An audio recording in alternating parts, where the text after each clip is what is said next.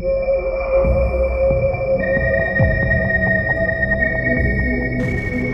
used to think horror stories about camping were all made up for entertainment. Stuff like hearing someone walking around the tent, seeing someone standing in the woods, hearing your name called at night. Back then, all of that sounded completely fake to me. Until the summer of 2021. My name's Caleb. At the time, me and two friends, Ryan and Mason, decided to go on a 3-day camping trip in Black Elk Forest out in Montana. We picked the place because it was far away from the main tourist areas. Ryan wanted to film one of those deep forest overnight camping videos for YouTube, so he intentionally searched for somewhere with as few people as possible. And there were definitely very few people. So few that on the drive into the forest, we barely saw another car. I still remember stopping at the last gas station before entering the woods. The woman working there looked at all the camping gear in our truck and asked, "You boys staying overnight in Black Elk?" Ryan smiled. "Yeah, probably 2 nights." She went quiet for a few seconds, then asked, "You boys bring a radio?" Ryan said no. The woman nodded very slowly and said, "If you hear someone calling out in the woods at night, don't answer." At the time, we thought she was just trying to scare tourists with some local legend.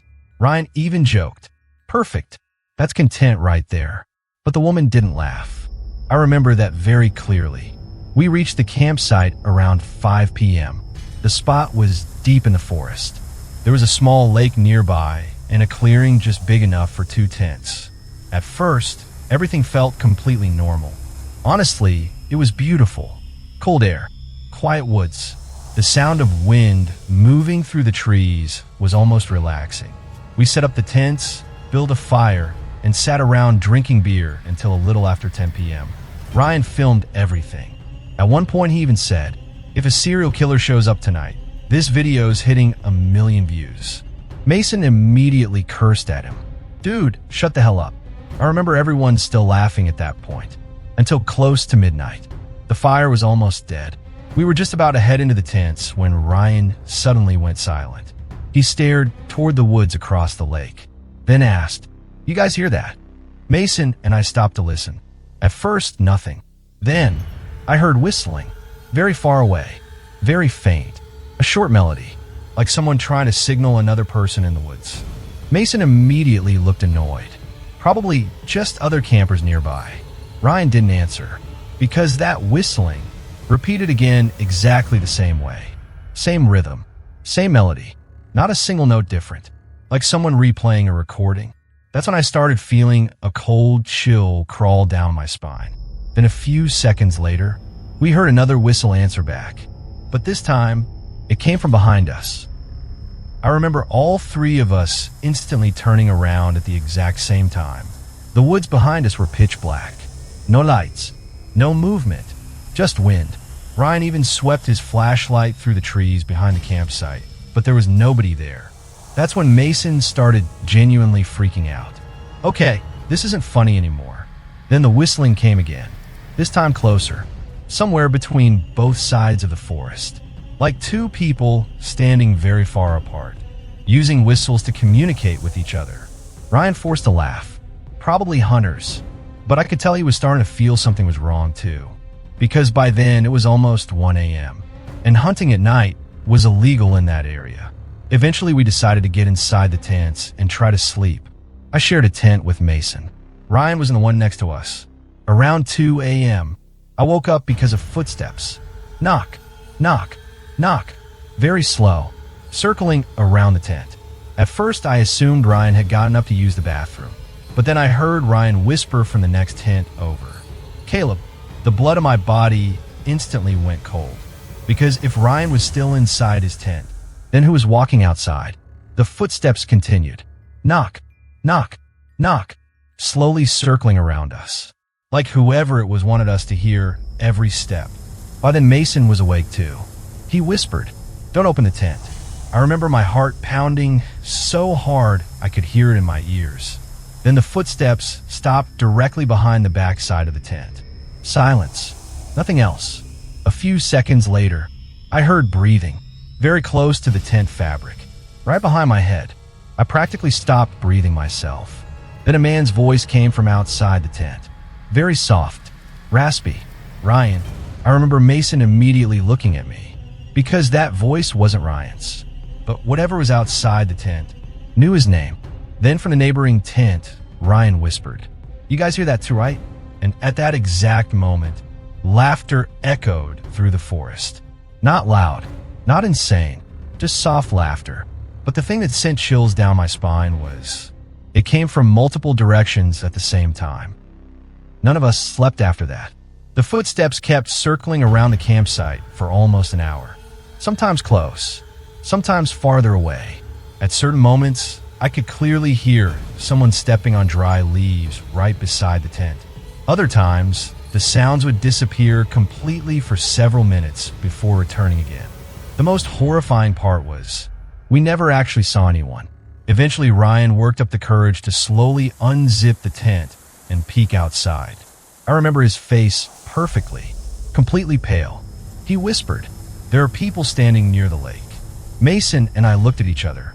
Then the three of us slowly peeked outside the tent together. And I saw them. Not one person. At least 3 figures standing among the trees across the lake. Completely motionless. No flashlights. No movement. Just standing there staring toward us. They were too far away to make out their faces. But I knew they were watching us. Ryan whispered, "What the hell?" Then one of the figures started whistling. The exact same melody from earlier. And immediately after that, we heard a whistle answer back from behind our tent. Right behind us. All 3 of us spun around instantly. Someone was standing directly outside the tent. I could see its shadow through the fabric. Very tall, head hanging low, completely still. Mason sounded like he was about to cry. "Don't make any noise." Then the figure outside slowly crouched down, like it was trying to look through the tent fabric at us. I swear I could barely breathe at that moment. Then a voice spoke, very softly, right outside the tent. "You guys shouldn't have camped here." That voice was Ryan's voice. Exactly. Perfectly identical. But Ryan was sitting right next to me. The second Ryan heard it, all the color drained from his face. He started muttering, "No, oh, no, no, no." Then from across the lake, all of the figures began moving, very slowly, circling around the edge of the water. But the thing that sent chills through my entire body was, the way they moved wasn't human. Their arms were too long. Their legs bent awkwardly, like their joints were broken. Like something trying to imitate the way humans walk. Then suddenly, a radio crackled somewhere outside. SKRR. All 3 of us jumped, because we hadn't brought a radio. The static was coming from somewhere outside the tent. Then a woman's voice came through the interference. If you hear them calling your name, the static grew louder. "Don't answer." And at that exact moment, someone whistled directly beside my ear outside the tent. Then something started running around the campsite. Bang, bang, bang. Heavy footsteps pounding across the ground unbelievably fast. Ryan screamed, "Run to the truck." The 3 of us practically exploded out of the tent at the same time. I only remember sprinting across the clearing, while countless human-shaped figures stood between the trees watching us. Not moving, not chasing us, just watching. We drove out of Black Elk Forest that same night. None of us spoke for almost 2 hours. It wasn't until we were nearly out of the forest that Ryan finally replayed the camera footage. Most of the video was heavily distorted, but one section still had audio. The part where we were sitting inside the tent. You could clearly hear someone outside calling Ryan's name using his exact voice. Then a few seconds later, there was a very faint sentence in the audio that none of us had heard that night. A man whispering. So it finally answered.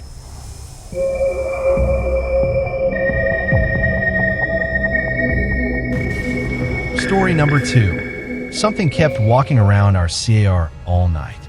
After what happened in Black Elk Forest, I told myself I would never go deep forest camping again. At least not anywhere too far from people. But this happened almost a year later, and this time it was much worse, because we weren't even in the woods. This happened during the winter of 2022. At the time, me and 2 friends, Logan and Derek, were driving from Utah through Nevada filming a road trip. The original plan was pretty simple. drive through desert areas, sleep in the SUV for a few nights, and film vlogs along the way. No tents, no hiking, no deep forest. I thought that would be safer. I was completely wrong.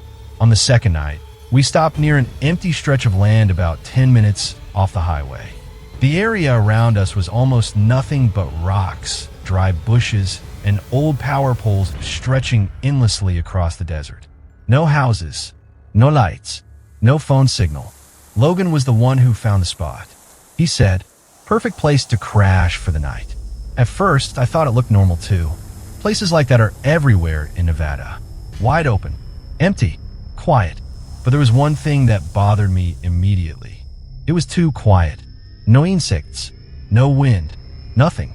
The kind of silence where you can literally hear the blood moving in your ears.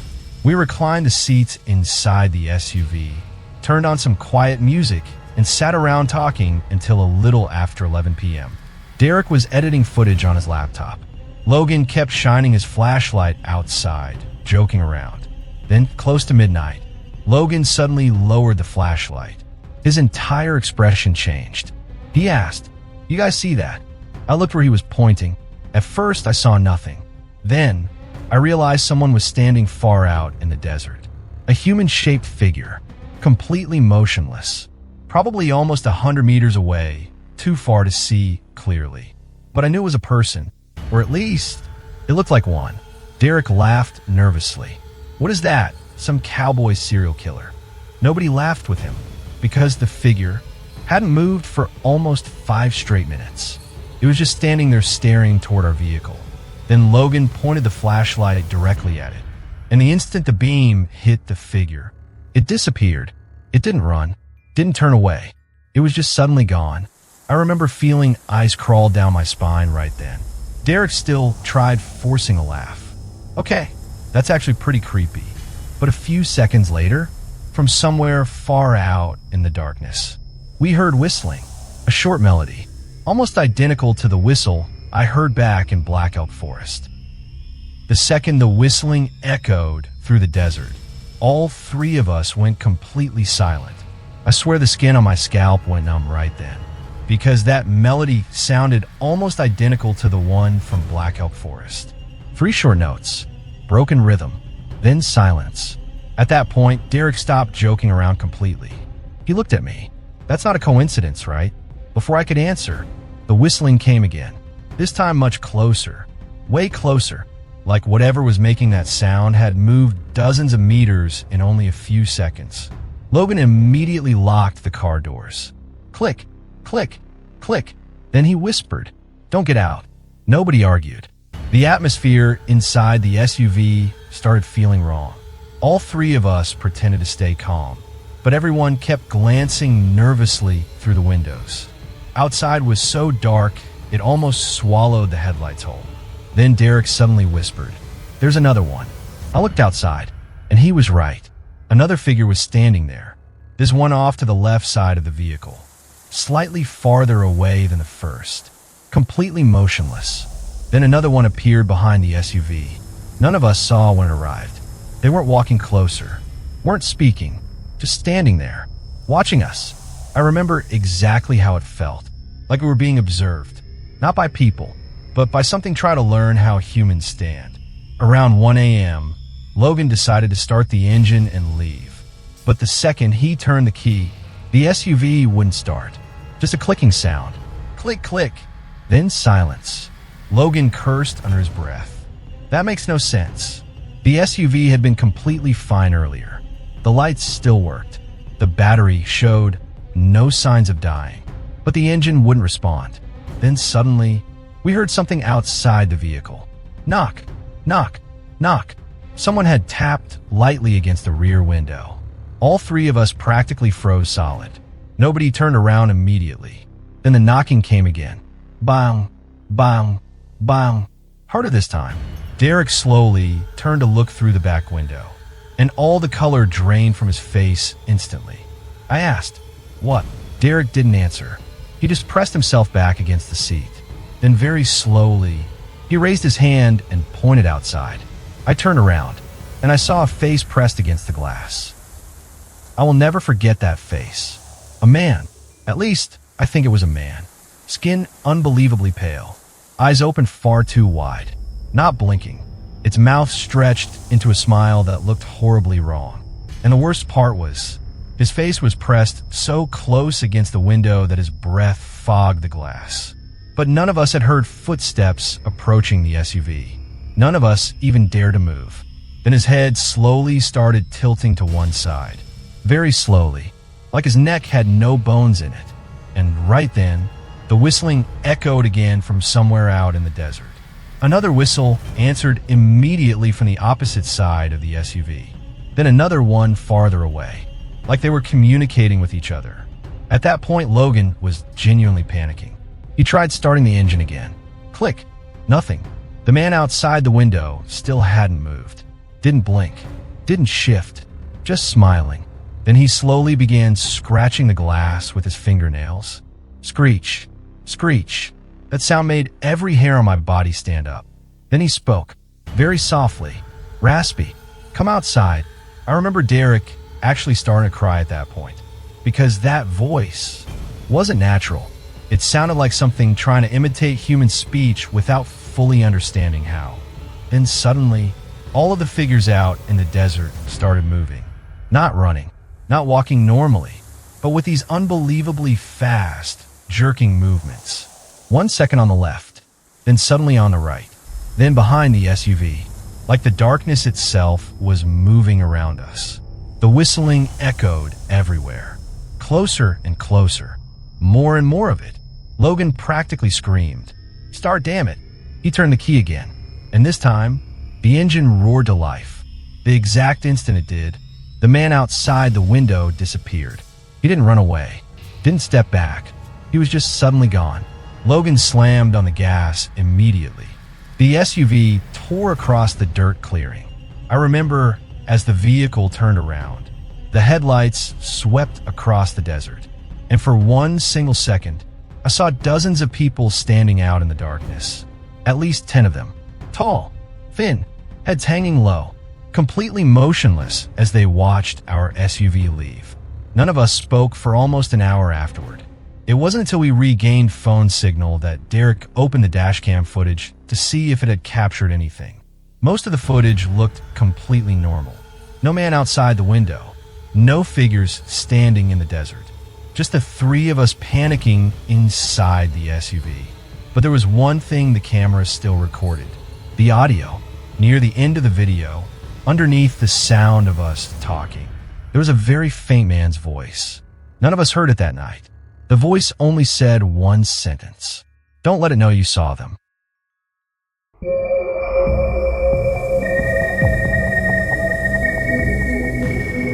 Story number 3. The man standing across the river. My name is Noah, and I never went camping again after that night. Before this happened, I was the kind of person who absolutely loved hiking and sleeping outdoors. I'd camped through plenty of forests in Washington and Idaho, so I always thought I had enough experience to handle any situation, at least until the fall of 2020. This happened when I went camping near Gray River in northern Idaho with my cousin Luke and a friend named Aaron. At first, it was supposed to be a completely normal weekend trip. 3 people, 2 tents, 1 old pickup truck, no urban legends, no famous haunted location. None of us were looking for some horror experience. And honestly, that's what made everything so much scarier. We arrived at Gray River close to sunset. The place was beautiful, a narrow river cut through the pine forest with a few open clearings large enough to set up camp. The only thing that felt a little strange was there was almost nobody else around. Even though camping season was still pretty active, we actually met an old man at the ranger station before heading into the forest. He asked, "You boys camping near the river?" Aaron nodded. "Yeah, probably." The old man stared at us for a few seconds before saying, "If you see somebody standing across the river at night," he stopped for a moment, "don't call out to them." Aaron laughed immediately. "You mean like crackheads living in the woods?" But the old man didn't answer. He just looked at us with this exhausted expression, then turned away. I remember already feeling uncomfortable after that, but we kept going anyway. Around 6 p.m., we set up camp beside the river. The current wasn't strong, but loud enough that you could constantly hear the water moving. The whole area was unbelievably quiet otherwise. Cold air, the smell of damp trees. The forest became dark very quickly after sunset. A little after 9 p.m., we sat around the fire drinking beer and talking about random stuff. Aaron was the loud type. At one point he joked, "If there's something in these woods, it probably hates me first." Luke cursed at him. "Dude, can you shut up for once?" At that point, everything still felt completely normal. Until close to midnight. The fire was almost dead. I was sitting there staring toward the river when I noticed someone standing on the opposite bank. Very far away, just a dark figure between the trees. At first I thought it was a tree trunk, but then it moved, very slowly. One step, then stopped. I remember a cold chill running straight down my spine. I whispered, "Hey, there's somebody over there." Aaron turned and looked, then laughed. "Holy shit, there actually is." Luke didn't laugh. He just stared silently across the river, then asked, "How long has he been standing there?" None of us knew. The strangest part was, the person didn't have a flashlight. No phone, no fire, just standing in the darkness, staring toward us. Then, a whistle echoed from across the river. 3 short notes, very faint, but loud enough for all 3 of us to hear clearly. The second the whistle echoed through the forest, Aaron stopped laughing. I swear the entire woods went silent after that. No insects, no wind, nothing except the sound of the river, and the figure standing across it. Then, another whistle answered back, this time deeper in the woods behind us. Luke instantly turned around. "There's somebody else out there." That's when I started having trouble breathing, because the distance between the 2 whistles was far too great for it to be the same person. It sounded like 2 different people communicating around our campsite. Aaron tried to sound calm, probably hunters or something, but none of us believed that, because by then it was almost 1 a.m. In Gray River, strictly prohibited night hunting. Eventually we put out the fire and went into the tents. I shared a tent with Luke. Aaron slept in the one next to us. Around 2 a.m., I woke up because of water sounds. Not the river. The sound of someone stepping through shallow water. Splash, splash, splash. Very slow. Right outside the tent. I opened my eyes and looked at Luke. He was already awake, face completely pale. Then the footsteps in the water stopped. Silence for a few seconds. After that, I heard water dripping onto the outside of the tent. Drip, drip, like someone standing right beside the tent wearing soaking wet clothes. I barely dared to breathe. Then Aaron whispered from the neighboring tent. "Noah." His voice was shaking badly. "There's somebody standing outside my tent." The blood in my body instantly went cold. Luke whispered, "Don't unzip the tent." Then we heard footsteps, not circling around camp anymore, slowly walking between our 2 tents. Knock, knock, knock. Heavy footsteps dragging across wet ground. Then they stopped directly between the tents. Complete silence. A few seconds later, a man's voice spoke outside the tent. Very soft, raspy. "You boys saw me, didn't you?" I remember my heart almost stopping completely, because that voice sounded like someone speaking with water still inside their mouth. Nobody answered. Luke and I were practically frozen inside our sleeping bags. We could hear breathing outside the tent clearly. Slow, heavy, like someone was pressing their face against the tent fabric, listening to us inside. Then Aaron whispered again. "Noah." This time his voice was much quieter. "It's looking at me." And at that exact moment, we heard splashing from the riverbank. Splash, splash, splash. Not just one person, a lot of them, like multiple people stepping into the water from the opposite shore at the same time. Luke whispered, "This isn't right." I remember my whole body turning ice cold, because those footsteps in the water were getting closer, little by little. Then came whistling, right outside our tent. 3 short notes, very soft. After that, another whistle answered from the middle of the river. Then another one deep in the woods behind us. I have never heard anything that felt so deeply wrong, like the entire forest was communicating with itself. Aaron started panicking for real. He practically shouted, "I don't like this." Instantly, every sound outside stopped. Absolute silence. Then from outside Aaron's tent came laughter, very soft, many people laughing together. I remember Luke sounding like he was about to cry. "Don't look outside." But Aaron had already unzipped the tent slightly, just a little, and then he screamed. A scream I still remember to this day. Not a startled scream, the kind of scream someone makes after seeing something that should not exist. Luke and I burst out of the tent immediately, and I saw Aaron collapse beside the dead campfire, his face completely white, his hands shaking so hard he couldn't even stand. I shouted, "What did you see?" Aaron didn't answer. He just pointed toward the river. Then I saw them, a huge group of people standing in the water on the opposite bank. At least 10 figures. Tall, thin, completely motionless. The river only reached their knees. But the thing that sent chills through my entire body was none of them had reflections in the water. Then one of the figures began stepping into the river. Splash, splash, splash. Slow, steady, walking directly toward us. And every other figure tilted their heads to one side at the exact same time. I swear my brain almost shut down right then. Luke screamed, "Get to the truck." We abandoned all of our camping gear and ran straight for the pickup truck. Right before climbing in, I looked back toward the river one last time, and I saw something that kept me awake for months afterward. All of those figures were already standing on our side of the river, completely silent. None of us saw them cross. We drove out of Gray River almost immediately. Nobody spoke for over an hour. It wasn't until we were nearly out of the forest that Aaron finally said something. His voice was barely above a whisper. He said, "When I looked outside the tent," he swallowed hard. The thing standing out there didn't have a face.